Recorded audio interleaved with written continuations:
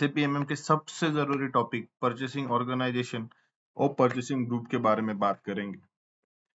अक्सर इंटरव्यू में लोग इन दोनों के बीच कंफ्यूज हो जाते हैं, तो आज हम इसे बहुत आसान तरीके से समझेंगे।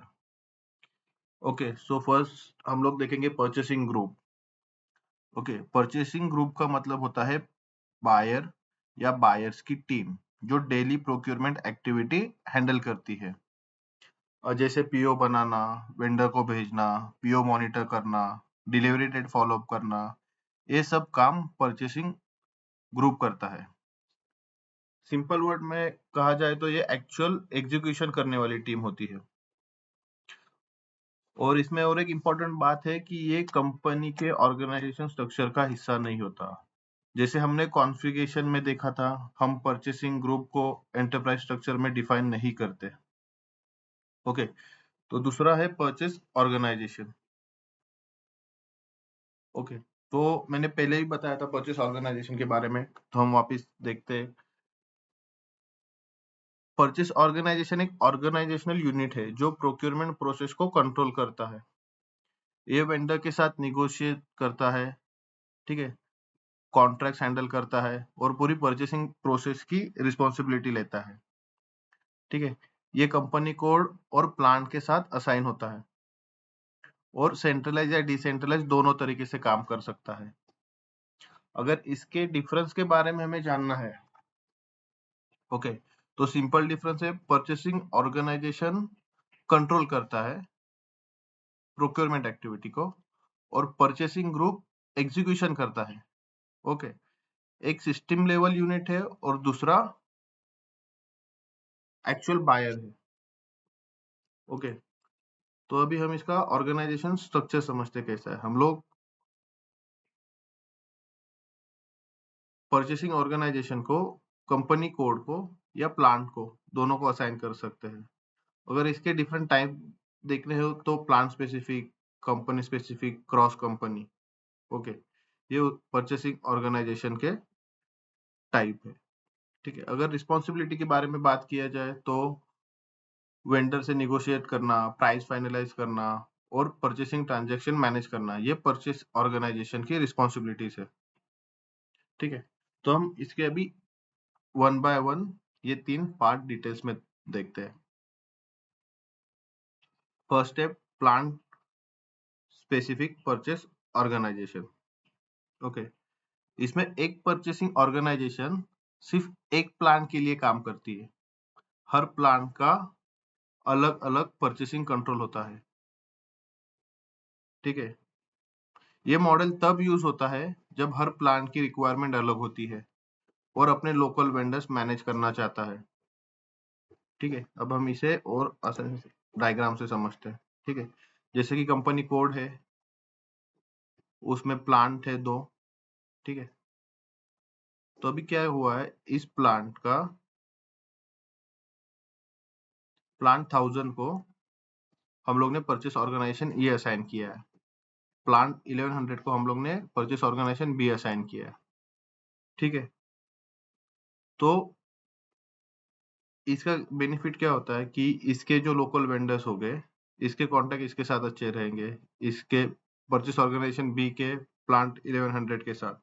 तो समझो दोनों अलग अलग मैन्युफैक्चरिंग करता है। समझो प्लांट 1000 में कार मैन्युफैक्चरिंग असेंबली होती है और यहाँ पे प्लांट 1100 में टायर्स बना रहे, तो दोनों के रिक्वायरमेंट अलग है, दोनों की मैन्युफैक्चरिंग लाइन अलग है, तो दोनों के वेंडर्स भी अलग हो गए, तो इसके लिए ये यूज होता है। तो इसका बेनिफिट देखा जाए तो फास्ट डिसीजन मेकिंग और लोकल वेंडर कंट्रोल होता है प्लांट स्पेसिफिक परचेस ऑर्गेनाइजेशन से।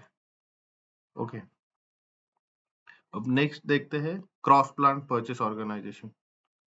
ठीक है, ये एक सेंट्रलाइज मॉडल है जहां एक ही परचेसिंग टीम मल्टीपल प्लांट्स के लिए काम करती है, लेकिन सेम कंपनी कोड के अंदर। ठीक है, इसमें क्या, इसको सेंट्रलाइज प्रोक्योरमेंट कहते हैं। ठीक है, इसमें multiple plants same company code के को असाइन होते हैं और इसके कंपनी कोड को हम लोग परचेस ऑर्गेनाइजेशन असाइन करते हैं। तो जितने भी प्लांट हो गए इस कंपनी कोड के अंदर, उस सारे प्लांट को एक ही परचेस ऑर्गेनाइजेशन कंट्रोल करेगा। ठीक है, इससे क्या होगा, reduce duplication of purchasing work, ensure uniform pricing and vendor selection. ठीक है, तो इसको हम लोग 3D डायग्राम से देखते हैं। ठीक है, जैसे कि देखो एक कंपनी है, ये लीगल एंटिटी, ये 3 प्लांट है, नोएडा में एक plant A, plant B Chennai में, प्लांट सी पुणे में। ठीक है, ये कंपनी कोड समझो ऐसा, हम लोग की एक लीगल एंटिटी है। ठीक है, और ये सिंगल परचेसिंग टीम है जो ये कार्ट में ऐड कर रही है जो भी हमें मटेरियल चाहिए वो। ठीक है, तो जैसे कि इस प्लांट से रिक्वायरमेंट आई, इस प्लांट से आया या प्लांट सी से आया, तो एक ही टीम के पास जाएगी।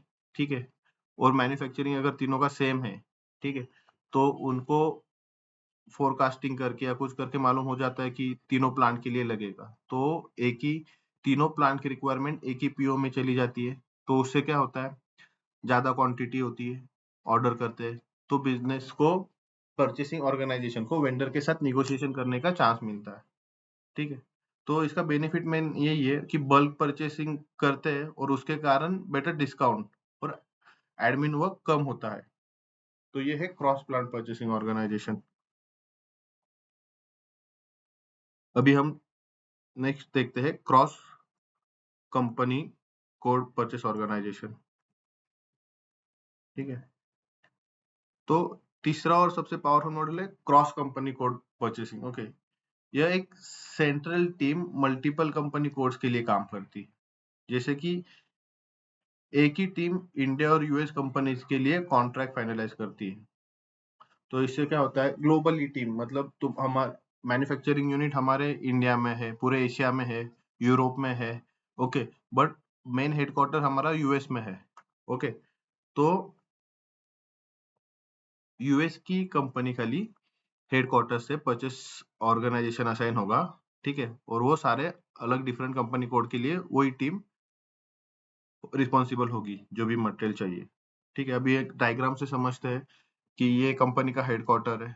ओके, और यहाँ पर देखिए प्लांट ए नोएडा में, प्लांट बी चेन्नई में, प्लांट सी पुणे में है। अभी ये company code 1000, company code 2000, company code 3000। ठीक है, ऐसे अलग अलग कंपनी कोड है और अलग अलग प्लांट है, हर एक कंपनी कोड के लिए अलग अलग प्लांट है। अभी जैसे कि इस प्लांट ए से, प्लांट बी से, प्लांट सी से कुछ भी रिक्वायरमेंट आए, तो कंपनी कोड सीधा हेडक्वार्टर में भेजेंगी और हेडक्वार्टर से ही उसके परचेस ऑर्डर निगोशिएशन जो भी वेंडर के साथ होंगे, ठीक है, इधर, तो वो सारे एक ही सिंगल टीम करेगी।